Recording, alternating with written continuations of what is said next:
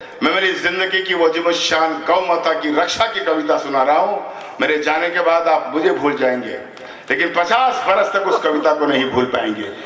कविता पर तालियां केवल इसलिए मत बजाना कि गौ माता की रक्षा की सुरक्षा के लिए एक मुस्लिम माँ के बेटे ने कविता सुनाई है, लेकिन कहीं ये महसूस हो जाए कि कविता हिंदू ने नहीं, मुसलमान ने नहीं, एक हिंदुस्तानी इंसान ने सुनाई है, तो मेरे शेरों खामोश मत रहना। स्वागत। गिट गिट की तालियों से काम नहीं चलेगा भाई। एक बार गौ माता के सम्मान में। आप सबको शायद पता नहीं होगा कईयों को कि गौ माता का उद्भव कहां से हुआ। अगर मेरे अध्ययन पर भी आपका मन करने का मन हो ताली बजाने का तो सराहना।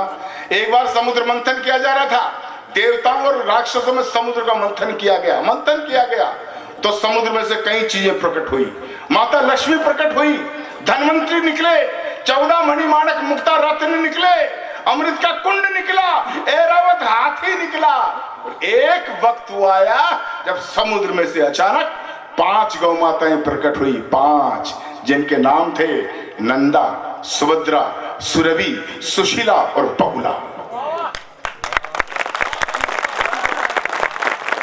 ये 5 गौ माताएं निकली, नंदा, सुभद्रा, सुरभि, सुशीला और बहुला। तो सवाल ये उठा, इनको ले कौन?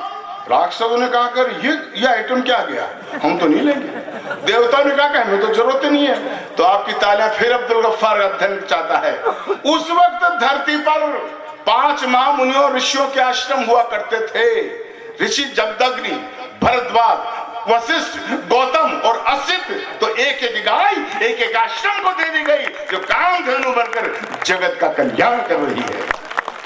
उस गौ माता में जिसमें 33 करोड़ देवी देवता विराजते हो, उसको कत्ल किया जाए, अब्दुल गफ्फार ये बर्दाश्त कभी नहीं करेगा। मुझे लोगों ने कहा आप तो मुसलमान हैं, तो बेशक, तो आप गौ को माता क्यों कहते हैं, गौ पर कविता क्यों लिखी? तो मेरा जवाब उनको ये था, मित्रों, मैं जब बच्चा था, बालक 3 बरस का बच्चा था, मेरी माँ गाय का दूध दूकर मुझे पौष्टिक दूध पिलाती थी। उस पौष्टिक दूध को पीकर मैं ताकतवर बना और 56 किलो का जब मैं यूनिवर्सिटी में LLB करने गया, मेरा वजन था 56 किलो। राजस्थान विश्वविद्यालय से जब मैंने LLB की तो दुनिया जानती है उसी 56 किलो वेट में मैं पूरे राजस्थान में कुश्ती का चैंपियन बना। वो गौ का दूध ही था वो ताकत, उसी गौ माता का दूध जो मेरी रगों में खून बनकर दौड़ रहा है, आज कविता बनकर लौटा रहा हूं। सवाल करने वालों को जवाब देता हूं, जब मैं 3 साल का था, गौ माता मुझे, मेरी माँ गौ का दूध दूकर मुझे पिलाती थी, तो मुझे दूध देते वक्त गौ माता ये नहीं देखती थी कि ये बच्चा हिंदू का है या मुसलमान का है। समान भाव से जब वो मुझे दूध पिलाती थी, तो मेरा फर्ज है, मेरा कर्तव्य, कविता खड़ी करता हूँ। ये कविता हिंदू को, मुसलमान को, सिख को, सबको प्रिय है। उदाहरण दूंगा, हमारी इस्लामिक किताबों में भी लिखा हुआ है, अकर मूल बकर फाइनहा समदुल बहाइमा। रफीक भाई बताइएगा, जो आलिम फाजिल उनको बता के जाइएगा, अकर मूल बकर फाइनहा समदुल बहाइमा। इसका अर्थ यह होता है कि गाय चौपायों की सरदार है, गाय का दूध शिफा का काम करता है और हर ईमान वाले को गाय की हिफाजत करनी चाहिए। ये मैंने नहीं कहा, हमारी किताबों में लिखा हुआ।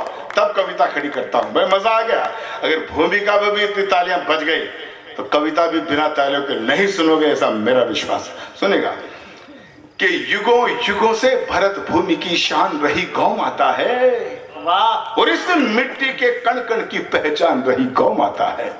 कि युगों युगों से भरत भूमि की शान रही गौ माता है, इस मिट्टी के कण कण की पहचान रही गौ माता है। गौ माता है जिसका अमृत पी के खुद को खड़ा किया। आपकी ताले मेरा संबल बनेगी। गौ माता है जिसका अमृत पी के खुद को खड़ा किया, और गौ माता है जिसने हमको पाल पोस कर बड़ा किया। बस ये साथ मेरे सामने है कि गौ माता है जिसका अमृत पी के खुद को खड़ा किया, गौ माता है जिसने हमको पाल पोस कर बड़ा किया, गौ माता है जिसकी चर्चा त्रिभुवन में पर्याप्त हुई, गौ माता है जो समुद्र मंथन से हमको प्राप्त हुई, गौ माता है जिसके निस्दिन गुरु वशिष्ठ गुणगाते थे, कृष्ण कन्हैया नटवर नागर जिसका यश दोहराते थे। हम ऐसी गौ माता को, अब पंचिंग पंक्ति ला रहा हूं, खामोश मत रहना, हम ऐसी गौ माता को अब नहीं भटकने देंगे। और शेष भले कट जाए लेकिन गाय नहीं कटने देंगे। भाई वाह वाह वाह, जय बोलो गौ माता की, गौ माता की। मित्रों, ये परमानंद आधीज मुझे मिला था मध्य प्रदेश के कवि सम्मेलन में। वहां जब इसने मेरी ये कविता सुनी तो बड़ा गदगद हुआ। इसने मुझे वही वचन दे दिया था कि भाई साहब, इस वक्त इस बार अगर मेरी चली फिर तो आपको केशव राय पाटन में इस कविता का काव्य पाठ करना है। आज मैं छोटे भाई का आदेश मान कर आया हूं। एक बार ऐसे ईमानदार संयोजक के लिए भी तालियां तो बनती है। अब देखो, इस कविता की पूर्णता हिंदुस्तान में तब पूरी होती है, आधी पंक्ति मैं बोलता हूं, आधी पंक्ति जनता बोलती है। अगर संधू साहब के चेयरमैनशिप के संस्कारवान कस्बे में मेरे संकल्प को पूरा किया गया तो आधी पंक्ति मेरे शेरों तुम लोग बोलना। मैं बोलूंगा, हम ऐसी गौ माता को अब नहीं भटकने देंगे, शीश भले कट जाए लेकिन आप लोग बोला गाय नहीं कटने देंगे। और चंबल के किनारे ही अगर ये संस्कार ये हाड़ोती में नहीं मिला तो कहां मिलेगा? बोलोगे? हम ऐसी गौ माता को हम ऐसी गौ माता को अब नहीं भटकने देंगे और शेष भले कट जाए लेकिन गाय नहीं, गाय नहीं। भाई गदगद हो गया मैं। मित्रों, यही कविता इतनी सी में मैं रायबरेली में बोल रहा था, उत्तर प्रदेश में। इतनी सी बोली, गौरव चौहान वहीं बैठा हुआ था। इतनी बोली रही, मेरे समुदाय के कुछ पट्टे आगे टोपी लगा के, जालीदार बनियान पहन के। मुझे कहा, अच्छा गाय को माता कहता है, गाय की रक्षा की बात करता है। अगर ऐसी बात की जाए तो तेरी जुबान काट ली जाएगी, तेरी गोली मार दी जाएगी, तुझे फतवा फरमान जारी करके बाहर निकाल दिया जाएगा।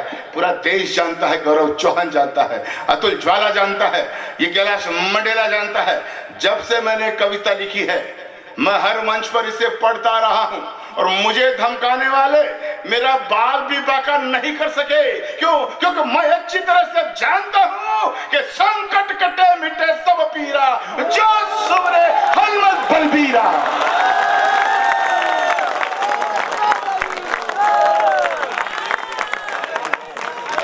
अच्छा, मैं एक सवाल पूछना चाहता हूं आपसे। अगर मैं गौ माता की कविता यही नहीं पढ़ूंगा तो क्या रावलपिंडी में जाकर पढ़ूंगा? अरे यार, ये तो वो मुल्क है, ये तो वो मुल्क है जहां मुंबई का हिंदू कव्वाल, शंकर शंभू नाम का हिंदू कव्वाल तमाम उम्र ख्वाजा गरीब नवाज के आस्थाने पर कव्वाला गाया करते थे। और यही वो मुल्क है जहां मुसलमान पठान रसखान द्वारकाधीश के सामने खड़े होकर कृष्ण लीला के भजन सुनाया करते थे। मैं कोई पहला व्यक्ति नहीं हूं साहब।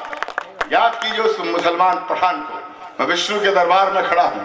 कृष्ण कन्हैया का अवतार लेकर जब विष्णु भगवान प्रकट हुए थे धरती पर, वो रसखान भजन सुनाता था, कविता सुनाता था मंदिर में जाके, द्वारकाधीश के सामने खड़े होकर वो कविता तो सुनाता था।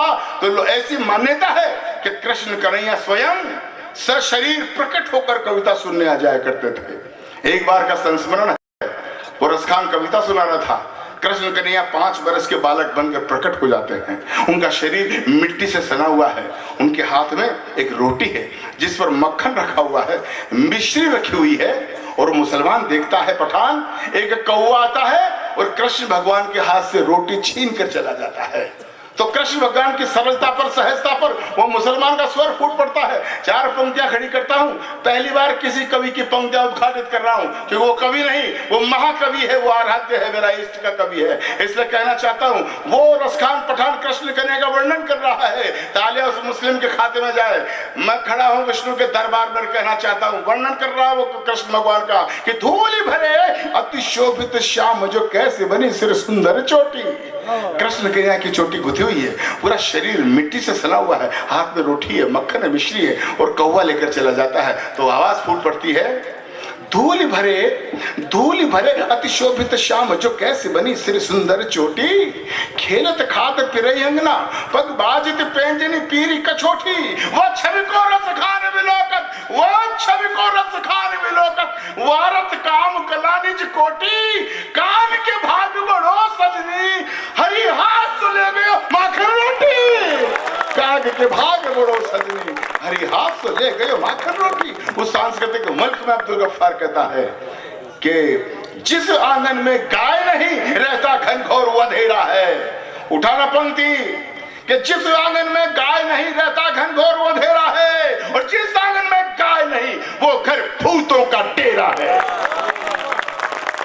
भाई मजा आ गया गौ माता की कविता पर। जिस तरह से केशवराय पाटन में प्रभु विष्णु भगवान की साक्षात उपस्थिति में अब्दुल गफ्फार की गौ माता की कविता पर आपने जो तालियां बजाकर मुझे प्यार दिया, तो मुझे ऐसा महसूस हो रहा है कि भगवान विष्णु के दरबार में आकर अब्दुल गफ्फार ने अपनी हज यात्रा का पुण्य प्राप्त कर लिया।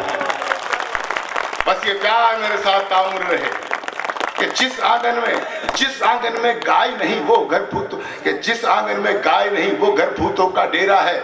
जिस आंगन में गाय नहीं यमदूत वहां पर हंसते हैं।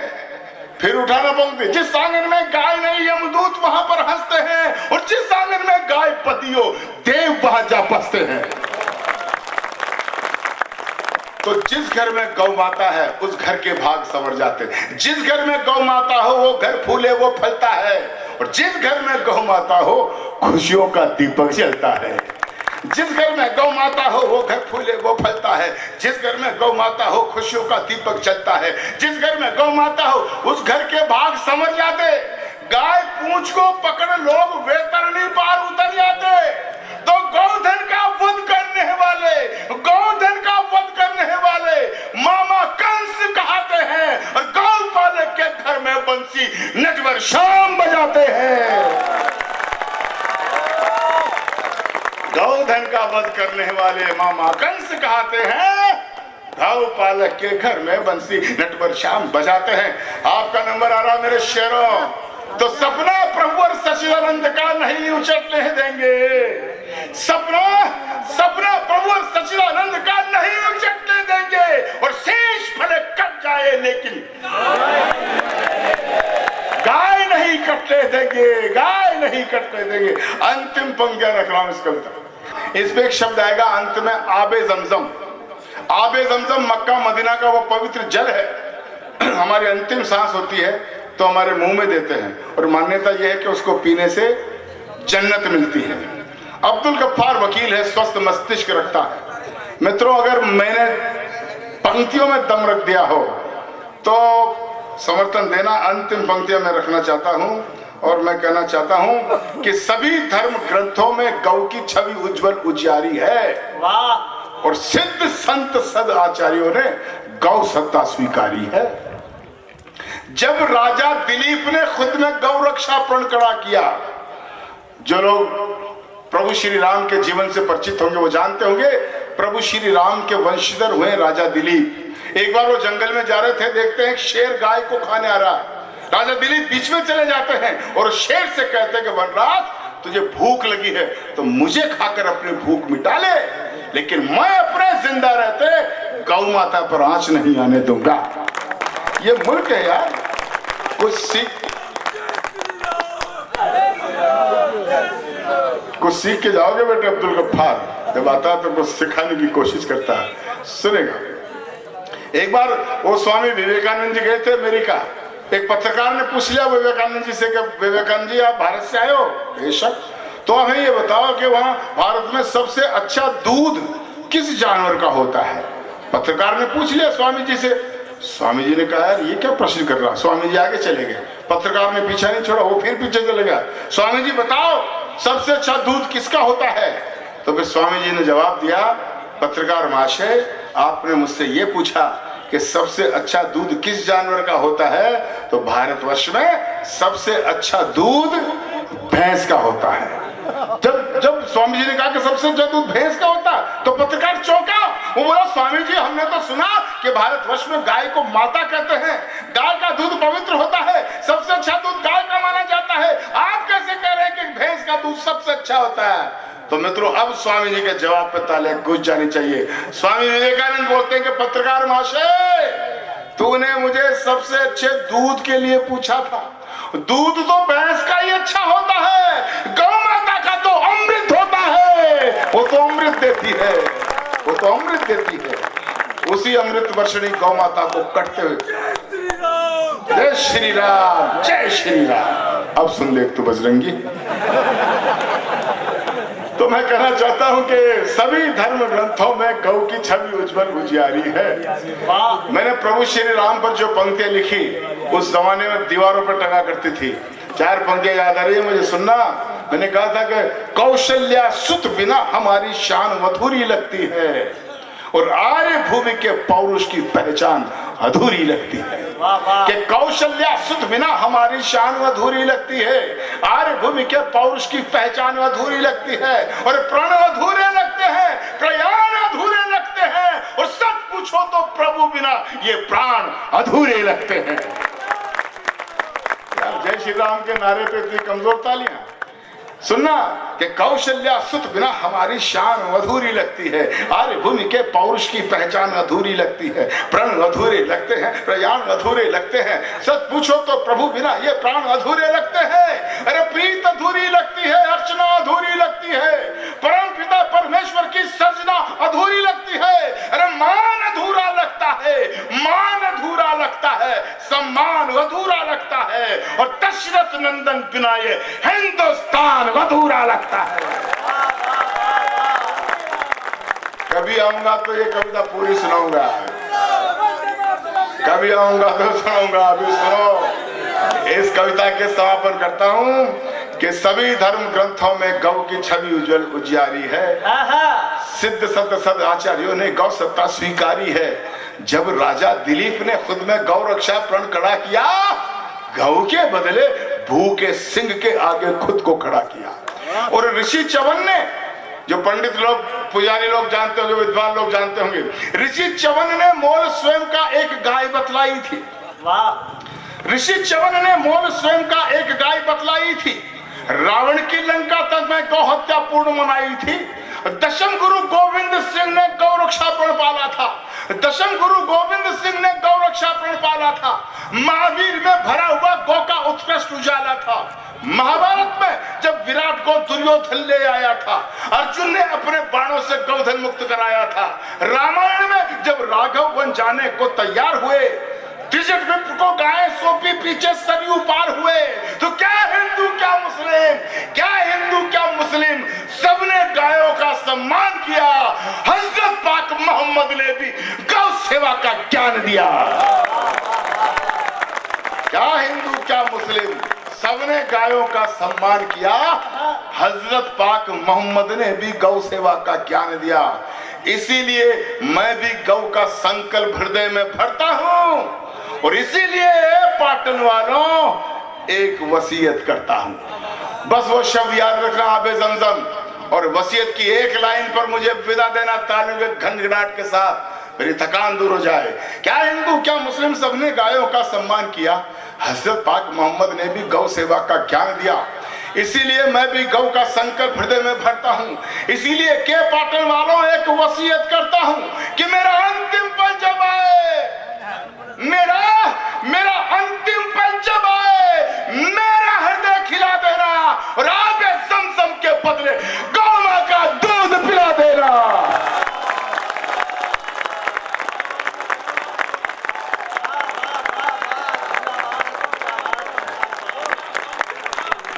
मेरा अंतिम पल जब आए, मेरा हृदय खिला देना, आबे ज़मज़म के बदले गौ मां का दूध पिला देना।